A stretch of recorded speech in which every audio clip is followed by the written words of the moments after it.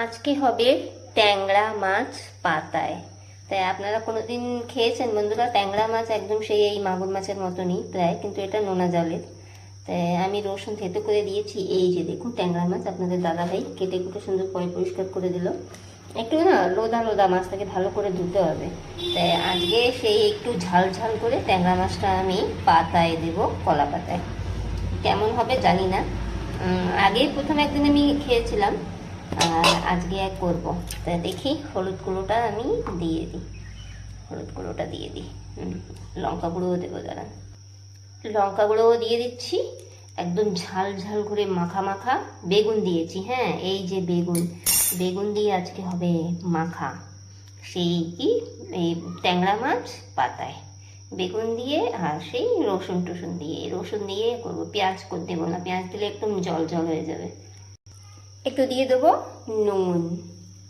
হ্যাঁ, স্বাদ অনুযায়ী নুন। অনেকদিন পরে আমি সেই রান্না খাবার ভিডিও নিয়ে আসছি বন্ধুরা।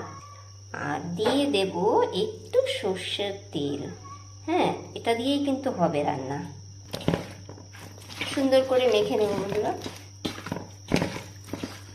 একদম সেই মিষ্টি জলের মাছের মতনই লাগে, দেখুন তো, একদম কালো কালো সেই মিষ্টি জলের মাছের মতনই, কিন্তু এটা নোনা জলের মাছ। এই যে সবগুলো এখন সেই কলা পাতায় সাজিয়ে দেবো। সেই মশলা শুদ্ধা সব দিয়ে দেবো, সুন্দর করে সাজিয়ে নিই। সাজিয়ে দিয়ে তারপর চুলায় বসালে কিন্তু ভালো হতো, কিন্তু এখন রাতে উপারে কে যাবে? আমার চুলা উপারে বন্ধুরা। তাই আমি এখন সেই গ্যাসেই বসিয়ে দেবো। তা এই যে বেগুন দিয়ে, দেখুন বেগুন দিয়ে আমি সেই মাখাটা আমি বসিয়ে দিচ্ছি। ট্যাংরা মাছের কলা পাতায় ট্যাংরা মাছ।